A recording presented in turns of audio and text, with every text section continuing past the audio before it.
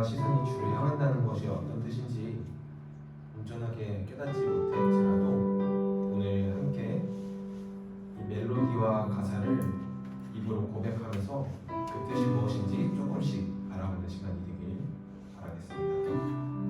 그럼 다 같이 주를 바라보며 찬양 드리겠습니다.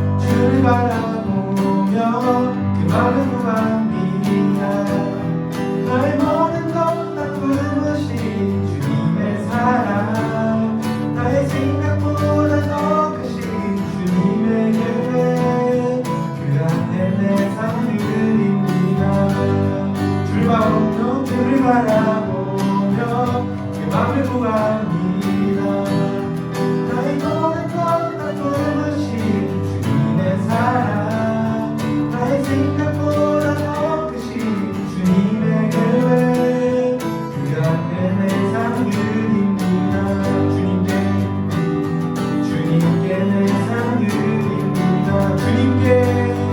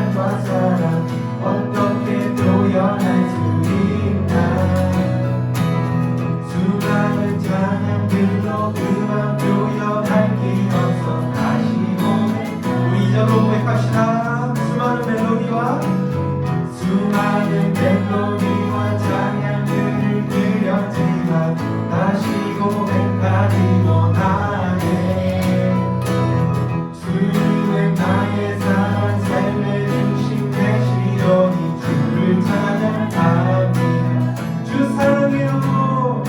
주 사랑해요. 몸만 나요. 말로 다 할 수 없어. 주 사랑해요. 찬양 받아주소서. 주 사랑해요. 주 사랑해요. 몸만 나요. 말로 다 할 수 없어. 주 사랑해요. 찬양 받아주소서.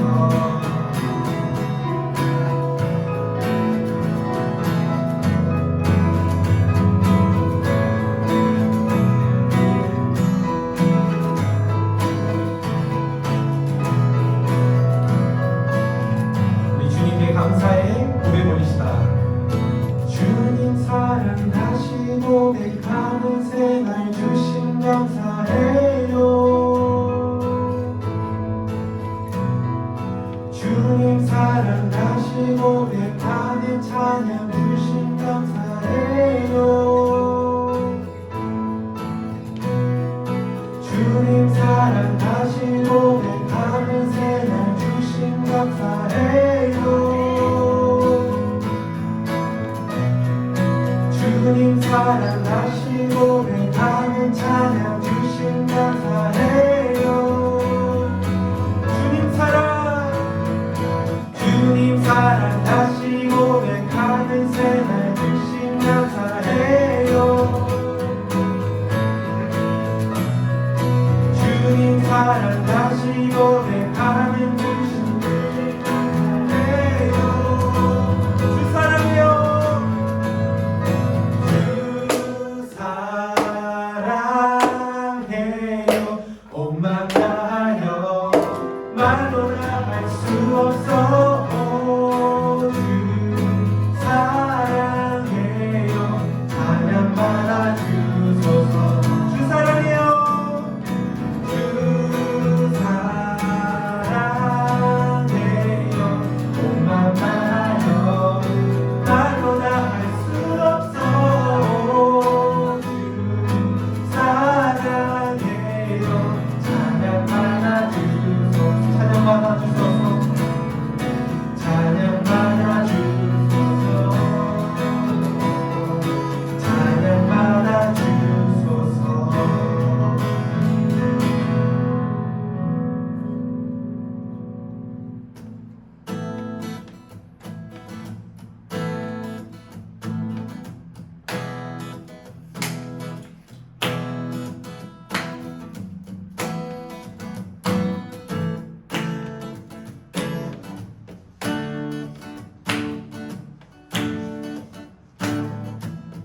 주님의 마음이 있고 주님의 시선이 있는 곳 내가 있길 원하네. 광야에 꽃을 키우시고 사막에 강물을 여시는 주의 놀라운 손길 푸른 마르고 꽃은 시들나와 주의 말씀에 영원하네.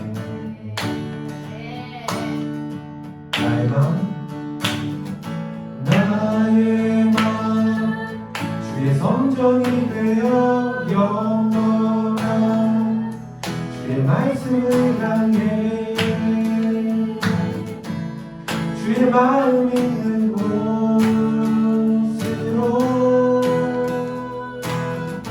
나의 삶 주의 말씀을 따라 이루신 주의 나라를 향해 주의 시선이 있는 곳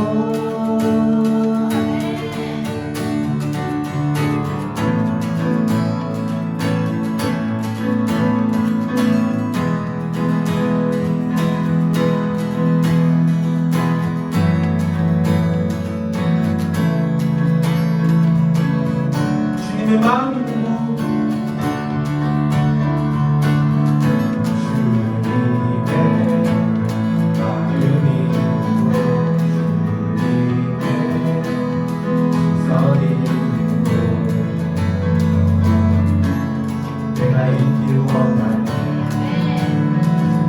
광야에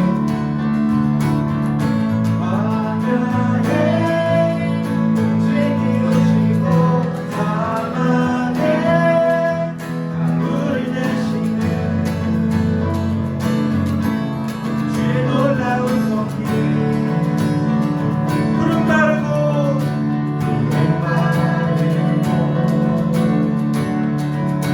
고치시는 나의 주의 말씀을 영원하네. 전능하신 주 거룩하시마 거룩하신 주 거룩하시마 주님의 말씀 이루시네.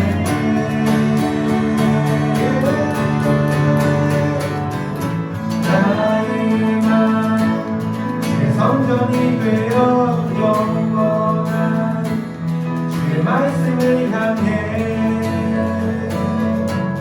주의 신은 있는 곳으로 나의 삶 주의 말씀을 따라 이루신 주의 나라를 향해 주의 시선 있는 곳으로 나의 맘 주의 성전이 되어 영원한 주의 말씀을 향해 주의 마음 있는 곳 주님의 마음 있는 곳 주님의 마음 있는 곳 주님의 시선 있는 곳 내가 있기 원하네. 주님의 마음 있는 곳 주님의 마음 있는 곳 주님의 시선 있는 곳 내가 있기 원하네.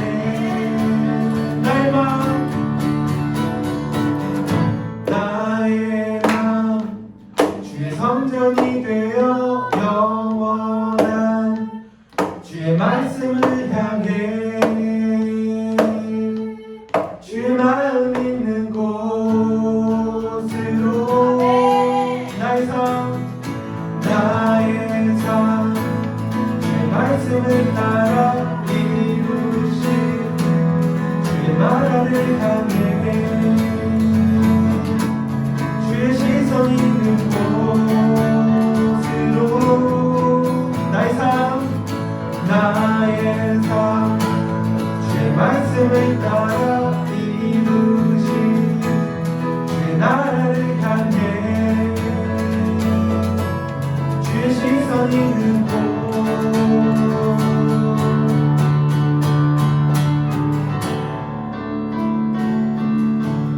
주님의 마음 있는 곳 그곳에 우리가 있길 원합니다.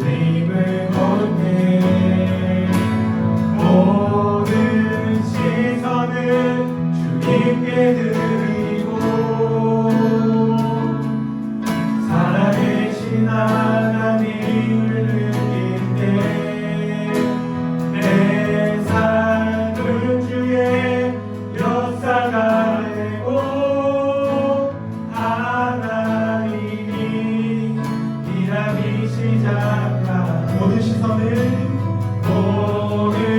시선을 주님께 드리고 전능하신 하나님을 느낄 때 세상은 주의 나라가 되고 하나님이 일하기 시작. 주님의 영광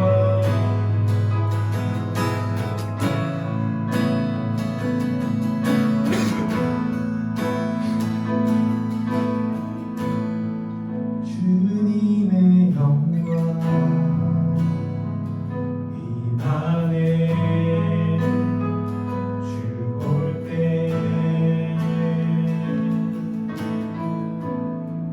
주님의 영광 입안에 주 볼 때 주의 영광 주님의 영광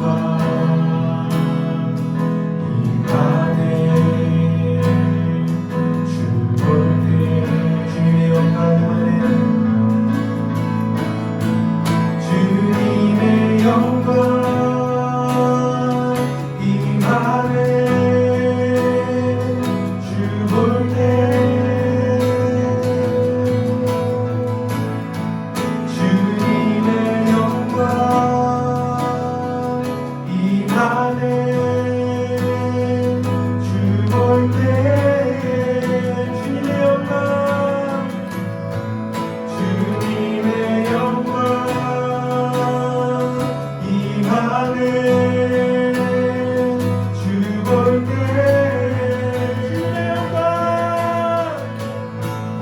주님의 영광 입안에 주 볼 때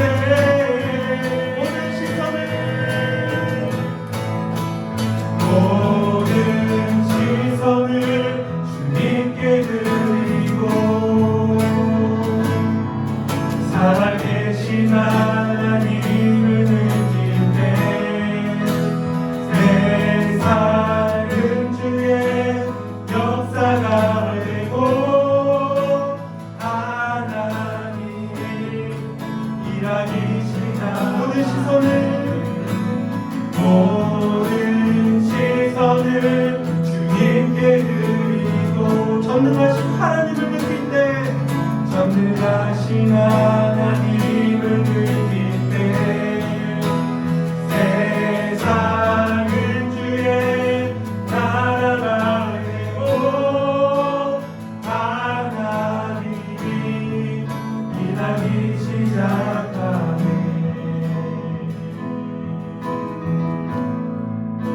시간 예배를 위하여서 우리 다 같이 눈을 감고 짧게 기도했으면 좋겠습니다. 앞서 고백드린 것처럼 찬양의 가사들처럼 우리들의 몸, 우리들의 마음, 우리들의 시선이 주님께 향하기를 원한다고 간절히 소망한다고 다 같이 이렇게 고백드리며 기도로 예배 자리에 나아가겠습니다. 다 같이 기도드리겠습니다. 사랑의 많으신 주님, 우리들의 마음과 시선이 주님을 향하기를 원합니다. 주님께서 계획하신 그뜻을 향하여서 우리들의 마음과 시선이 주님께 향하기를 원합니다. 주님 함께해 주시고 주님 우리를 치유하여 주시옵소서. 주님의 인도하심을 따라 한 주 한 주 살아가며 주님께 예배드리는 이 자리로 나아갑니다. 이렇게 모일 수 있는 공동체와 그 마음과 학생으로 허락하여 주시면 감사드립니다. 주님, 이 시간 온전히 주님 바라보며 주님께서 주신 말씀 가지고 힘차게 다시 한 번 더 세상과 싸우며 승리하는 주님으로 갈 수 있도록 주님 인도하여 주시고 지도하여 주시옵소서. 언제나 감사드리오며 예수님의 이름으로 기도드립니다.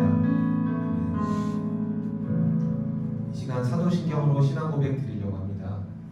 여러분들 갖고 계신 성경책 맨 앞과 앞에 PPT에 있는데 지금 성경책 안 갖고 계신 학생분들 있으면은 이 시간 성경책 잠깐 갖고 가요.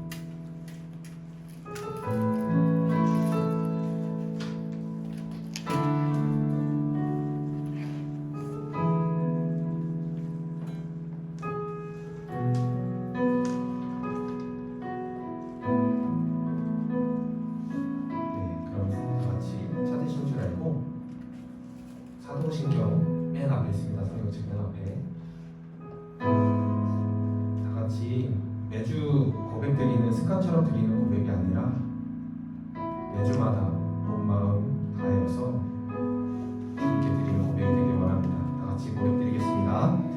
전능하사 천지를 만드신 하나님 아버지를 내가 믿사오며 그 외아들 우리 주 예수 그리스도를 믿사오니 이는 성령을 잉태하사 동정녀 마리아에게 하시고 본디오 빌라도에게 고난을 받으사 십자가에 못 박혀 죽으시고 장사한 지 4일 만에 죽은 자 가운데서 다시 살아나시며 하늘에 오르사 전능하신 하나님 우편자 되시라.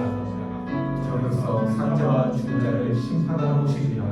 성령을 믿사오며 거룩한 공예와 성도가 서로 교통하는 것과 죄를 사하여 주시는 것과 몸이 다시 사는 것과 영원히 사는 것을 믿사옵나이다. 아멘. 이 시간 희수 학생 나와서 대표로 기도드리겠습니다.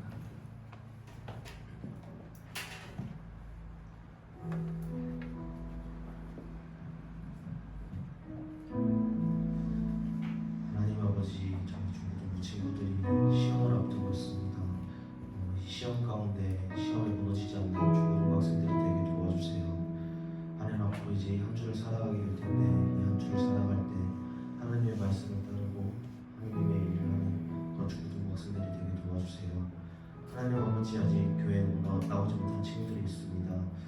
하나님 아버지, 이 친구들을 축복하여 주시고 그 축복의 음성을 듣고 그 친구들도 이 예배 자리에 나와서 같이 예배를 드릴 수 있도록 도와주세요. 예수님 이름으로 기도드렸습니다. 아멘.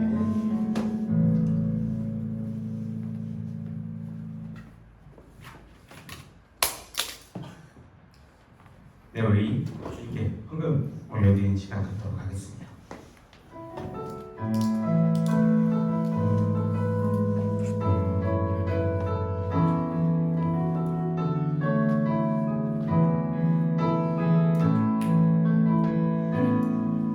내가 누려왔던 모든 것들이 내가 지나왔던 모든 시간이 내가 겪어왔던 모든 순간이 당연한 건 아니라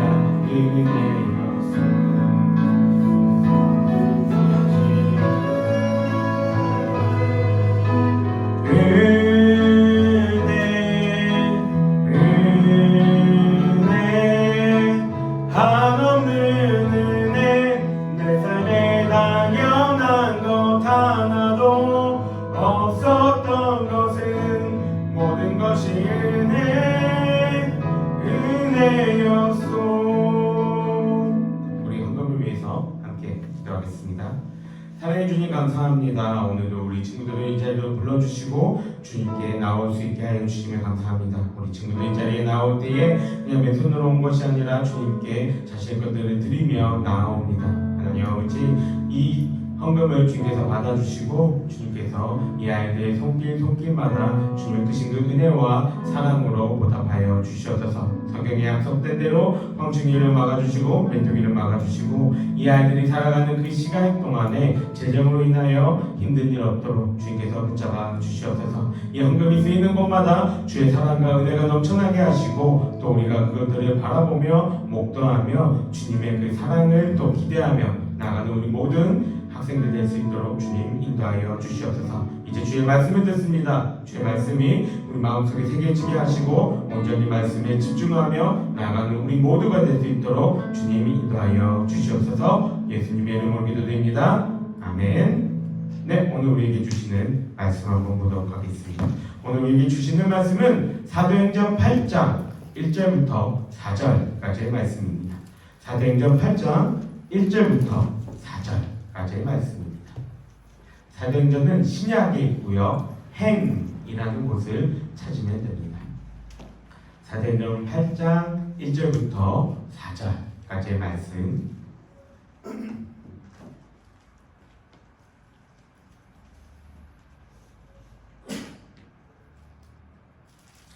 신약성경 사도행전 8장 1절부터 4절의 말씀. 다 찾았나요? 네, 찾았으면은 한 절씩 번갈아 가면서 읽겠습니다. 제가 먼저 읽을게요. 사울은 그가 죽임 당함을 마땅히 여기더라. 그날에 예루살렘에 있는 교회에 큰 박해가 있어 사도 외에는 다 유대와 사마리아 모든 땅으로 흩어지니라. 경건한 사람들이 스데반을 장사하고 위하여 크게 울더라. 사울이 교회를 잔멸할세 각 집에 들어가 남녀를 끌어다가 옥에 넘기니라. 그 흩어진 사람들이 두루다니며 복음의 말씀을 전할세. 아멘. 다들 한 주간 잘 지냈나요? 네. 오늘도 이렇게 시간을 구별해서 예배를 드리기 위해 이 자리에 오신 우리 모든 친구들에게 주님이 주시는 은혜와 평강이 가득한 이 시간이 되기를 바랍니다. 이제 날씨가 제법 쌀쌀해졌어요. 그래서 다들 감기 조심하고 컨디션 잘 조절하면서 시험 준비를 할 수 있기를 바랍니다. 우리는 지난 4주 동안 어떤 거에 대해서 설교를 들었죠? 그렇죠. 사복음서에 대해서 이야기를 했습니다. 사복음서는 반복해서 이야기를 하고 있는 것처럼 예수님은 어떠하신 분인지 이 점에 대해서 각 복음서의 저자가 각자의 그 강조점을 가지고 기록한 책이다라고 이야기를 했습니다. 자, 각 복음서의 그런 강조점은 무엇입니까? 마태복음의 강조는 뭐예요? 왕으로 오신 예수님에 대해서 이야기했죠. 마가복음은요? 종. 누가복음은요? 인간. 그리고 마지막 요한복음은 뭐죠? 하나님이신 예수님에 대해서 강조한다 이야기했습니다. 각 복음서가 이렇게 이러한 것들을 강조한다는 사실을 모르는 것이 여러분들이 구원을 얻는 것과는 전혀 상관은 없습니다. 하지만 여러분들이 이것을 알고 복음서를 볼 때와 모르고 볼 때는 그 깨달음의 깊이가 달라질 수가 있는 거예요. 그래서 이 시간들을 통해서 우리가 복음서에는 이러한 강조점이 있다라는 것들을 살펴봤으니까 복음서를 이제 읽을 때에는 어디서 이런 것들이 강조되고 있는지, 왜 이것을 강조한다고 했는지 살펴보면서 읽을 수 있는 우리 친구들이 될 수 있기를 바랍니다. 그래서 이 사복음서를 하나의 문장으로 정리하면 이 글이 될 수가 있는 거예요. 내 지각 한 복음이라고 할 수 있게 되죠. 이제 내일부터 우리는 2주 동안 사도행전을 읽게 됩니다. 2주 동안 읽는다. 이거는 뭘 의미하는 거예요? 그렇죠. 그만큼 분량이 많다라는 것입니다. 지난 경우에 우리가 수련회를 하면서 이제 성경의 구분에 대해서 이야기를 한 적이 있습니다. 혹시 기억나요? 그런 거 했어요? 네, 그런 거 했는데 성경은 그 기록된 내용의 그 성격에 따라서 이렇게도 구분할 수 있고 저렇게도 구분할 수 있습니다 라고 얘기했는데 그 중에 그 구분 중에 이러한 파트가 있다고 얘기를 했습니다. 역사서. 혹시 기억나요? 이런 그림 혹시나 본 기억이 나죠? 네. 역사서라는 것은 성경의 배경이 되는 그 역사, 이스라엘의 역사를 알려준 책인데 구약에서는 어디부터 어디까지예요? 여호수아서부터 에스더서까지가 12권이 바로 역사서라는 곳에 이렇게 들어갑니다. 그리고 신약은 이 초대교회부터 시작해가지고 복음이 어떻게 전해졌는가 이 점만 이야기를 하고 있기에 사도행전 한 권에만 이 이야기들이 적혀져 있어요. 그러다 보니까 분량은 조금 많지만 이제 역사는 한 권입니다. 역사서는 한 권, 신약은 한 권인 것이죠. 그런데 다른 성경들보다 목사님이 느낄 땐 그래요. 사도행전은 약간 느낌이 스피디하게 진행이 돼요. 그거는 사도행전의 저자가 혹시 누군지 아는 사람? 사도행전의 저자 누굴까요? 사도행전 전 성경의 저자와 동일합니다. 네, 이걸 이렇게 고민해야 된다고? 그쵸? 누가복음을 적었던 사람이 누구예요? 누가복음의 저자가 누구예요? 그쵸? 누가죠.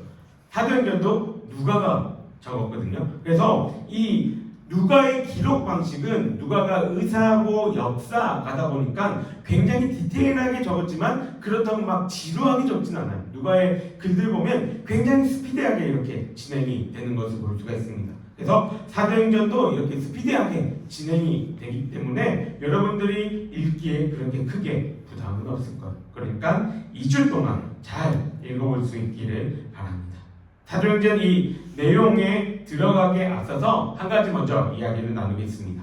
최근에 한참 유행했던 이 밈에 대해서 이야기를 한번 나눠볼게요. 한동안 아이브의 장원영의 말투와 사고방식이 굉장히 유행을 했습니다. 그게 뭐라고 얘기해요? 그거 말고 그렇죠. 원형적 사고라고 이야기를 합니다. 예를 들면 이런 거였어요. 물의 반 남은 상황에서 일반적인 긍정적인 사고는 어때요? 물이 반이 남아있네? 라고 이야기를 하는데 원형적 사고는 이런 거죠. 내가 연습을 딱 끝나고 물을 먹으려고 했는데 물이 딱 반 정도 남아있는 거야. 내가 물을 다 먹기에는 너무 많고 조금만 먹기에는 목이 조금 말랐는데 딱 반만 남아있으면 좋겠다 했는데 딱 물이 반이 남아있었어. 완전 럭키비키잖아. 이게 원형적 사고라고 이야기합니다. 그래서 많은 사람들이 이 원형적 사고에 대해서 이야기를 하고 막 따라하는 모습들을 보게 됩니다. 목사님이 조사를 하다 보니까 어디 구청장님도 이 원형적 사고에 대해서 이야기하면서 완전 럭키비키잖아 이렇게 써놓은 것을 보게 됐다는 거죠. 일부러라고 해도 이렇게 생각하려고 하는 모습은 목사님 개인적으로는 굉장히 좋은 현상이라고 생각을 합니다. 여러분 지금의 시대는 어떤 시대일까요? 지금의 시대는 불평과 불만이 많은 시대예요. 그리고 나는 잘못 없고 얘가 다 잘못했다라고 이야기하는 시대입니다. 이거를 우리는 뭐라고 얘기하죠? 내로남불이라고 이야기하죠. 이 시대는 내로남불의 시대가 극을 달리고 있는 시대입니다. 이처럼 내로남불이 판을 치고 있는 이 시대 속에서 이렇게 긍정적인 사고를 통해서 자기의 감정을 조절하고 환기시킬 수 있다는 것이 그냥 연예인의 모습을 따라만 하는 밈 가운데서 좋은 영향을 주는 거라고 생각을 합니다. 왜 설교 말씀을 전하는데 원형적 사고에 대해서 이야기를 하냐면 우리 그리스도인들이야말로 세상의 그 어떤 이들보다 원형적 사고가 필요한 이들이기 때문입니다. 어떤 면에서 그럴까요? 성경은 우리로 하여금 예수를 믿는 삶이 언제나 해피하고 즐겁고 밝은 일들만 가득하다라고 말하지 않습니다. 세상은 점점 더 악해져만 가고 하나님을 믿는 우리들에 대한 핍박과 손가락질은 점점 더 심해질 거라 성경은 말하고 있죠. 그런 상황 속에서도 우리는 하나님을 믿는 것을 거부하거나 포기하지 말아야 된다. 성경은 우리한테 이야기를 하고 있는 거예요. 이러한 상황 속에서 우리에게 필요한 것이 바로 원형적 사고라는 것이죠. 지금 나에게 일어나고 있는 일들이 단순히 어렵고 힘든 일들만 일어나고 있는 것이 아니라는 그 사고가 필요하다는 겁니다. 나에게 어려움들이 있고 힘든 일들이 닥쳐왔을 때 그냥 받아들이며 견디며 나아가는 것이 아니라 그냥 그 일들을 그냥 포기하고 살아가는 것이 아니라 이 일을 통해서 하나님이 나에게 가르침을 주시고 깨닫게 하시는 것이 있다라는 그러한 인식이 우리 가운데 필요한 거예요. 그래서 우리 신앙에도 원형적 사고가 필요하다 말하는 것이죠. 그런데 여러분 이 문제는 원형적 사고를 하기 위해서 그 근원이 되는 것이 우리는 필요합니다. 세상이 말하는 원형적 사고에서의 근원은 뭔가요? 어떻게든지 그 일에 대해서 긍정적으로 바라보려고 노력하는 게 그 근원입니다.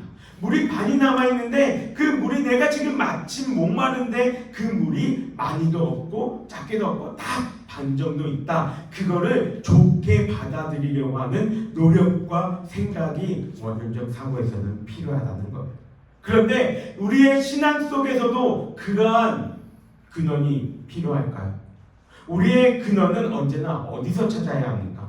나의 생각과 나의 사고의 근원은 언제나 나에게서 찾는 것이 아니라 우리는 어디서 찾죠? 하나님께 우리는 우리의 그 근원을 찾아보아야 하는 것이죠. 그 근원을 찾아볼 수 있는 것이 바로 오늘의 본문입니다.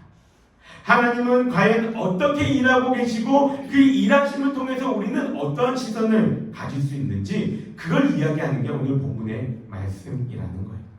사도행전은 예수님이 부활하시고 승천하신 이후에 이 땅에 남겨진 그 12 사도들과 그리스도인들이 이제 어떻게 예수님이 우리에게 전해주신 복음에 대해서 사람들에게 어떻게 전하고 살아갔는지에 대해서 기록한 책입니다. 그래서 이후에 있는 그 바울 서신들이나 신약의 다른 책들을 보게 되면 사도행전에서 나왔던 그 사건들을 베이스로 해서 이야기들이 전개되는 것을 우리는 볼 수가 있죠.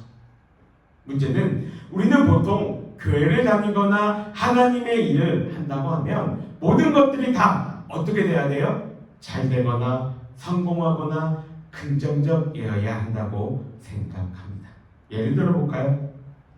내가 하나님을 더 높이 경배를 올려드리고 찬양하고 싶어서 찬양의 시간들을 이렇게 잘 준비했습니다. 내가 찬양 인도자로서 열심히 찬양 인도를 준비하고 손이 부르트도록 기타 연습을 했어요. 당연히 하나님을 위한 일들이니까 오늘도 우리 친구들이 많이 와서 함께 찬양할 거라고 생각을 하죠. 그런데 우리 종종 어떤 경우들이 있나요? 사람들이 예배에 참석을 하지 않아요. 예배에 참석했는데 사람들이 찬양을 하고 있는데 자고 있어요. 함께 기도하자고 했는데 사람들이 모이지 않아요. 주님을 전하신 복음에 대해서 사람들이 듣지 않습니다. 이러한 일들이 우리의 신앙 가운데에 벌어지는 것이죠. 그때 우리는 무엇을 느껴요? 괴리감이라는 걸 느낍니다. 괴리감, 이 뜻은 어떤 서로 어그러져 동떨어져 있는 느낌이 괴리감이라고 이야기를 하는 거예요. 현실과 이상이 다르다는 거예요. 내 상상 속에서 내가 막 연습하고 준비했을 때는 어때요? 사람들이 다 많이 이렇게 모여서 함께 손들고 찬양하고 눈물 흘리고 하나님께 회개하고 나아갈 것 같아요. 근데 현실은 어떻게 해요? 사람들이 다 핸드폰만 봐요. 막 왔다 갔다 부산해요. 찬양에 관심이 없어요. 괴리감을 느낀다는 거죠. 복음은 이 괴리감이 기록된 것입니다.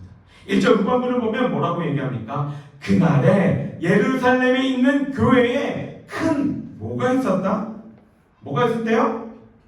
박해가 있었대요. 그래서 어떻게 됐어요? 유대와 사마리아 땅에 흩어졌다 이야기를 합니다. 예수님이 우리에게 말씀하신 전해주신 그 복음의 말씀을 전했는데 초대교회 가운데 돌아온 게 뭐예요? 박해라는 거. 그냥 박해도 아니고 어떤 박해? 큰 박해. 박해라는 것은 개인이나 또 다른 집단에 의해서 조직적으로 학대를 받는 것을 박해라고 합니다. 그래서 보통 박해라고 한다면 종교적인 이 박해를 의미할 때가 대부분이죠. 나와 같지 않은 생각과 내가 믿는 교리와 다른 것들을 믿는 사람들을 학대하는 것이죠. 초대교회에 이 박해가 이제 시작되었다는 겁니다. 앞서 이야기했죠. 하나님의 일을 하는데 하나님의 말씀을 전하는데 박해를 받는다고 합니다.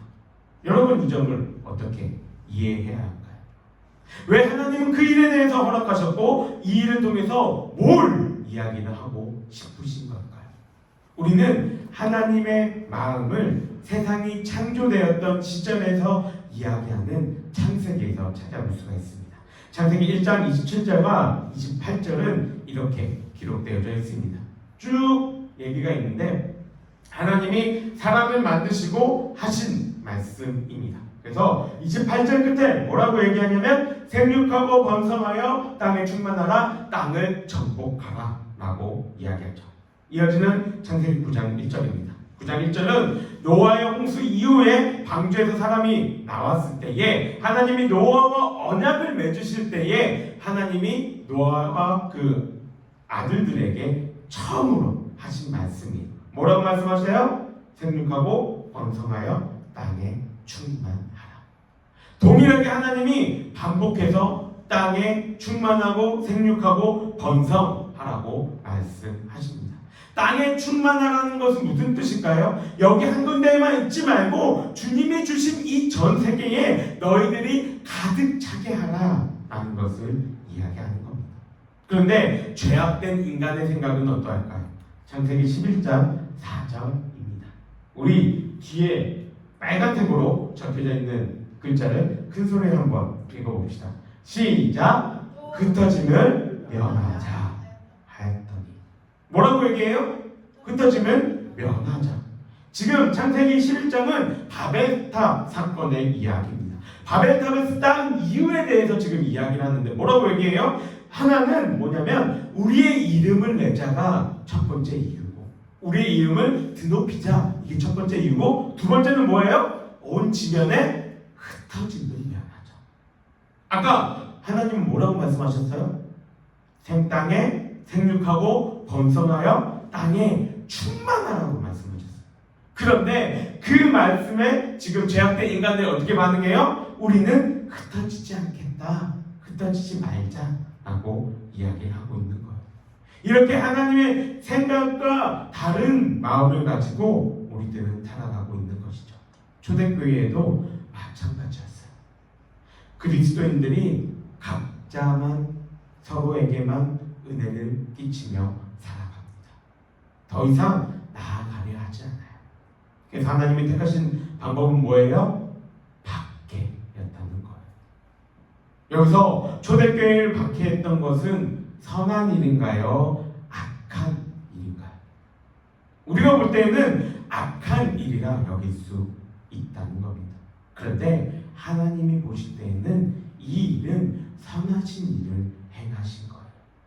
이 일 통해서 어떠한 일들이 벌어집니까? 전 세계에 복음이 전파되고, 그리고 이스라엘과 멀리 떨어져 있는 우리들에게도 복음이 전파되어서 이렇게 주일에 교회에 나와 예배를 드릴 수 있게 된 것입니다.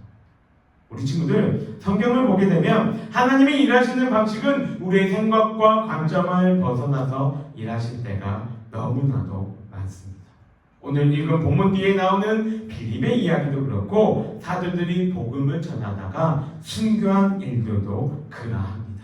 그런데 이 일들은 우리 입장에서는 망한 것 같고 이것이 아닌 것 같지만 하나님의 입장에서는 절대 망한 일이 아님을 우리에게 알려주고 있는 겁니다. 그리고 이 사실은 저와 여러분들에게도 동일하게 적용되고 있습니다.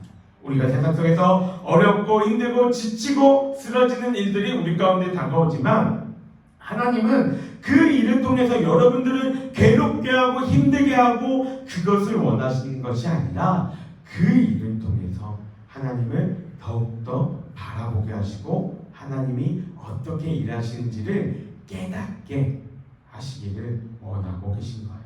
그래서 사도행전 속에 일어나는 이 사건들을 통해서 진정한 하나님의 뜻이 무엇인지, 그리고 하나님은 어떻게 우리에게 일하시는지를 생각해 볼 수 있는 우리 모든 친구들이 될 수 있기를 소망합니다.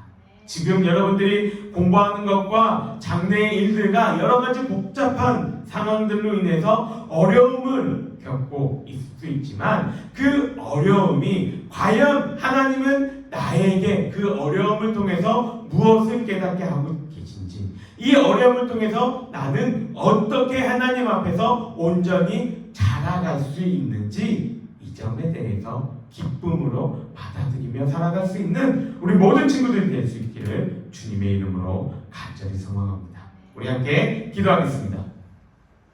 사랑해 주님 감사합니다. 오늘도 사도행전 말씀을 통해서 우리 친구들과 우리 선생님들에게 주의 말씀을 듣게 하시니 감사합니다. 세상 속에서 바라볼 때에, 인간적인 마음을 가지고 바라볼 때에 그 일들은 힘들고 어렵고 망한 것만 같고 마치 아무런 의미가 없을 것 같은 때가 너무나도 많지만, 하나님이 행하시는 그 일들은 우리 가운데의 절망과 우리를 슬픔 속에 빠지게 하려는 것이 아니라 온전히 주님의 그 뜻을 이루어 가시기 위해서 우리에게 전해졌다는 그 사실을 우리 가운데 새겨봅니다. 하나님, 우리의 마음과 생각을 주장하여 주시고 온전히 주님의 그 뜻을 바라볼 수 있는 우리 친구들이 될 수 있도록 주님 함께하여 주시옵소서. 지금에 겪고 있는 그 어려움과 힘듦 속에서 주님의 위로를 듣게 하시고 주님의 그 말씀을 깨달아 알아갈 수 있는 은혜를 허락하여 주시옵소서. 그리하여서 우리 친구들이 자라가는 이 시간 동안에 더욱더 예수 그리스도를 알아가며 그 알아감의 기쁨을 가지고 살아갈 수 있는 우리 모두가 될 수 있도록 주님 함께하여 주시옵소서. 이제 또 시험이 다가옵니다. 그 시험 가운데에 넘어지지 않게 하시고 그 시험을 통해서 주님이 나에게 어떠한 것을 요구하고 계신지, 나를 어떻게 또 바라보고 계신지 깨달을 수 있는 우리 친구들이 될 수 있도록 함께 역사하여 주시옵소서. 여호와는 내게 복을 주시고 너를 지키시기 원하며, 여호와는 그 얼굴을 내게 비추사 은혜 베푸시기를 원하며, 여호와는 그 얼굴을 내게로 향하여 드사 평강 주시기를 원하노라. 아멘. 네, 수고하셨습니다. 우리 광고 보도록 하겠습니다. 네, 우리 서로를 향해서 샬롬 인사해 볼까요? 샬롬. 네. 네. 우리 다음 주에는 작년부 새생명 축제가 있습니다. 새생명 축제라는 건 우리가 복음을 들었던 것을 다른 이들에게 전해주는 그런 날을 의미합니다. 그래서 이 새생명 축제를 위해서 우리가 함께 기도로 준비하고 있으니 다음 주에 특세가 이렇게 있는데 우리 친구들 뭐 이제 시험 기간이라 좀 어렵고 힘들더라도 하루 정도는 힘을 내서 이렇게 특세 참석할 수 있는 우리 친구들이 되기를 바랍니다. 그리고 또 광고하면은 다음 주 20일 날에는 어른들은 새생명 축제로 모이는데 우리는 주일학교 연합으로 예배를 드릴 거예요. 그래서 여기 밑에 유초등부실에서 함께 모일 겁니다. 그래서 다음 주에는 여기로 올라오지 말고 2층에 유초등부실에서 모이면 되고, 모여가지고 끝난 이후에는 우리는 11월 말에 달란트 시장 겸 새생명 축제를 할 거예요. 그래서 그때 우리가 뭘 할 것인지에 대해서 선생님들이 이야기를 해주고 여러분들이 이렇게 모여서 각 조별로 이렇게 좀 해야 될 일들이 있거든요. 그것들을 하는 시간을 가질 겁니다. 그러니까는 20일 날에는 여기 밑에, 다음 주는 밑에 2층에서 모인다라는 것들을 기억하길 바랍니다. 그리고 27일, 그 다음 주에요. 27일 날은 한국 교회에서 다 이렇게 함께 모여서 예배를 드립니다. 광화문과 이 서울시청 일대에서 예배를 드리는데 우리 교회도 거기에 참석하기 위해서 이 예배 시간을 조금 우리 어른들이나 우리 선생님 우리 예배도 조금 시간 땡겼어요. 근데 우리가 주일날 이 유초등부나 중고등부 예배를 그때는 또 따로 드리기가 조금 애매하기 때문에 뭐 부모님들 같이 와야 되는 이 상황도 있고 그런 뭐 여러 가지 일들이 있어서, 그래서 27일 날, 다다음 주에는 27일에는 어른들과 함께 예배를 드릴 거예요. 저기 본당 지하 2층에서. 근데 어른들과 예배를 드리는데 시간이 1시간, 원래 우리 시간보다 1시간 땡겨집니다. 그래서 10시에 예배를 드리게 됩니다. 본당에서 10시에 27일 날 예배를 드리게 되니 잊지 말고 시간 맞춰 오면 되고, 카톡으로 다시 한 번 더 그 일에 대해서는 공지를 해주도록 하겠습니다. 우선은 다음 주에는 우리 밑에서 연합으로 예배를 드린다, 이 사실을 기억하면 될 것 같습니다. 우리 다음 주 기도는 김건우 학생이고, 그리고 네, 그렇습니다. 우리 리딩 지저스 한번 보고 우리 서로 모여가지고 이야기를 나누도록 하겠습니다.